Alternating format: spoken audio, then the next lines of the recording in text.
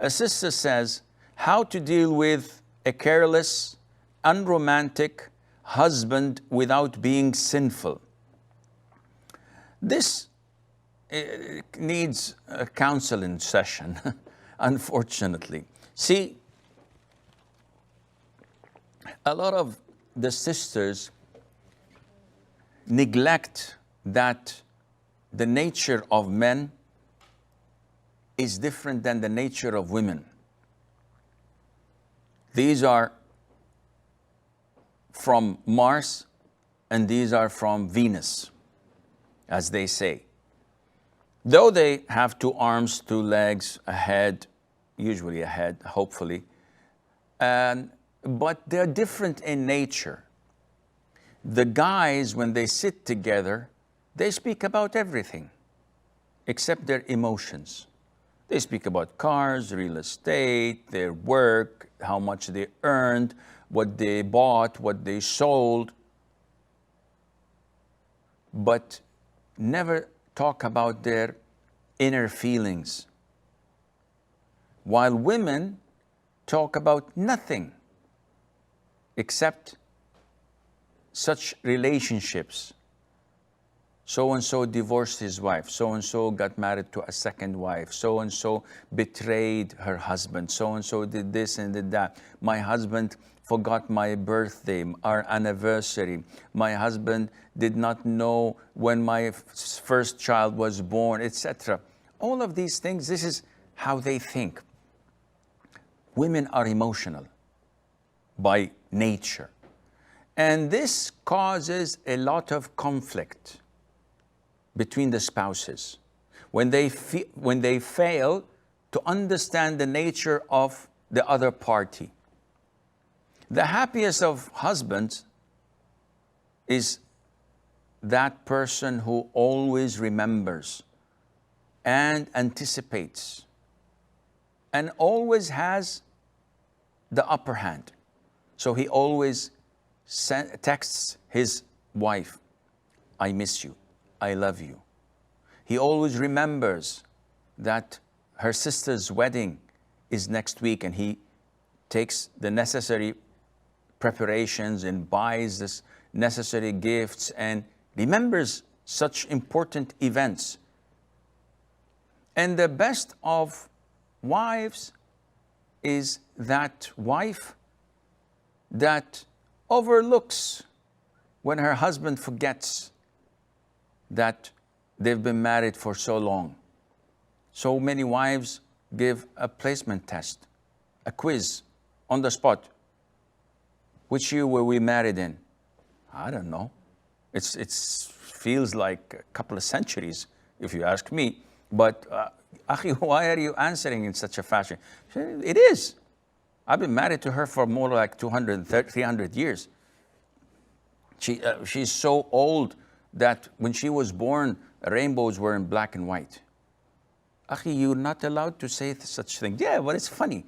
It's funny for you. It's funny for the guys. It's not funny for her. So we have a problem in communication.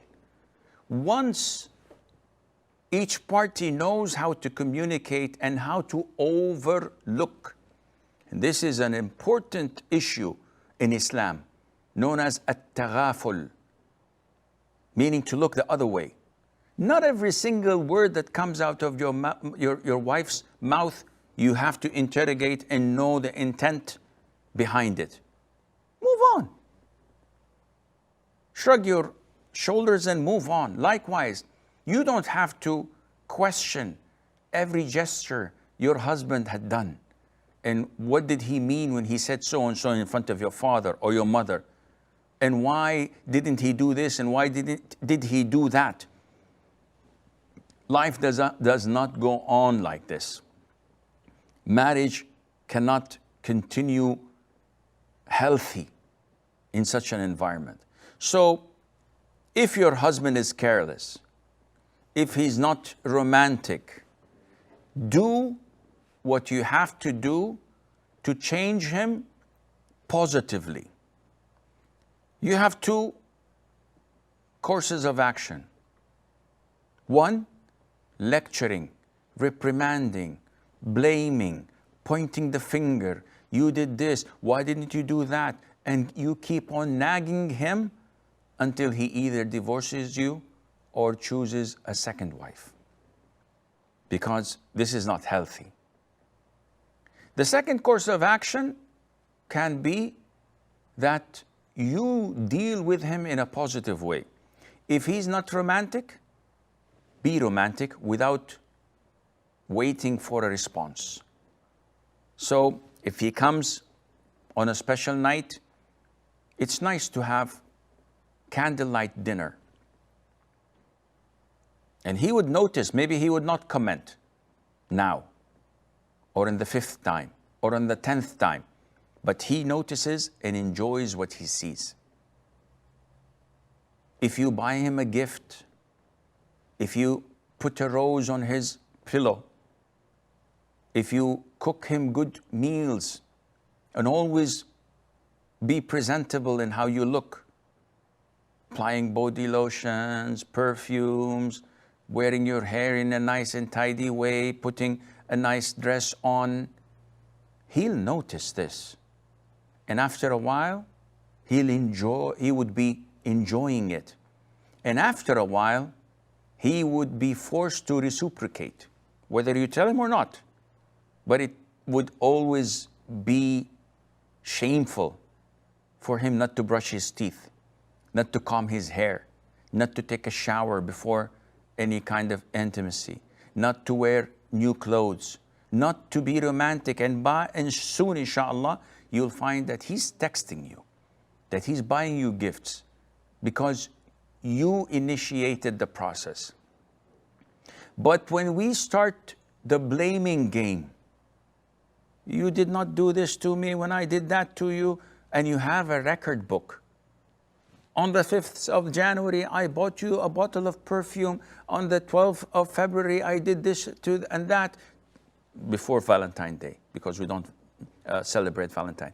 On March, on April, and you have a list of everything you had done. You didn't do anything. A'udhu billah. What kind of a marriage is this? Such interrogation, such nagging is not healthy. And living in depression is not healthy either. When you start to regret, why did I marry this guy?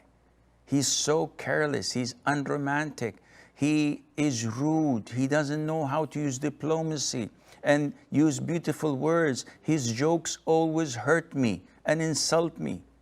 And you live inside of your own shell, depressed. This is not healthy. Not for you, not for the marriage, not for the children. So you have to come out of your shell, and you have to look at the bigger picture. You have to try and work on yourself and your lowest self-esteem.